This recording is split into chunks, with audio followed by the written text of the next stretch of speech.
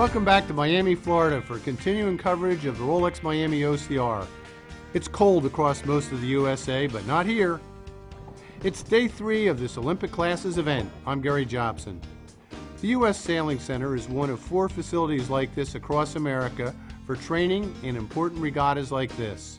The top Olympic contenders from 53 countries are all here.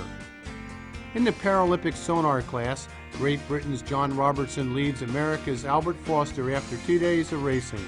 There are 3 crew in these nifty keelboats. Over on the 49er course, there was a lot of excitement today. At times, these skiffs could be a handful and tested the limits of the sailors and their boats. Great Britain's John Pink and Rick Peacock lead. Eric Stork and Trevor Moore had a 3 and a second today, but were over early in the 3rd race, jumping the gun and getting disqualified as a result. They now stand 6th. The top 10 boats in this class will compete in the medal race on Saturday. In the laser class, Britain's Nick Thompson was 2nd in the world's last year and 3rd 2 years ago. He had a great race today. I've been competing since about the age of 4 in different classes, so I came through in cadets and Optimus and laser radials, and yes, it's all I know really. So you certainly got a long career ahead of you.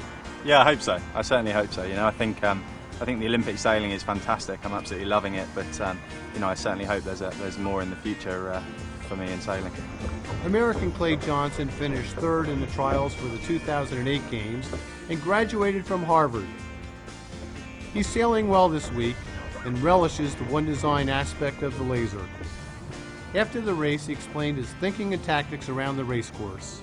I was on port tack, and there was Julio Alsogore from Argentina on starboard, and kind of look at each other underneath underneath the boom when it's going to be a close cross, and I kind of asked, can I go, and he gave me a little finger saying go across, and then ducked me.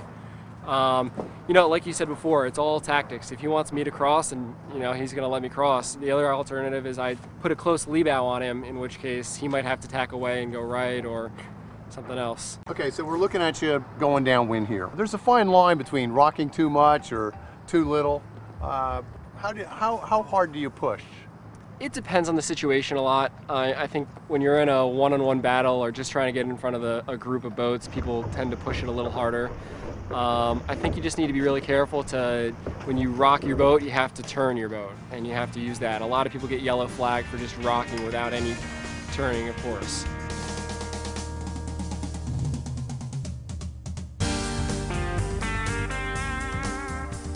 Paige Raley is one of America's best single-handed sailors.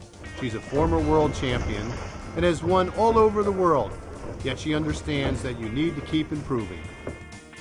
Out on the race course, Paige Raley had a 2nd in race 1.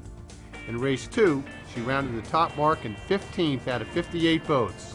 Then she turned on the afterburners, passing 10 boats before finishing 5th. When you get to a certain level, everyone becomes the same speed, so it really comes down to who's the smartest. So the first race, it was the left side I played up, and the second race I played up the right, and I just got in the better wind, and I used my tactics to have an advantage over everyone else. After 6 races, Paige Raley is in 3rd place, only 6 points out of 1st. There are 4 races to go, and then on Saturday, the medal race. Tomorrow will feature Paige Raley's brother, Zach, who won an Olympic silver medal in 2008. He has his hands full battling 2 British sailors. We'll see how he does tomorrow. We'll also take a look at the 470 men's and women's divisions. From Miami, I'm Gary Jobson. Thanks for being with us.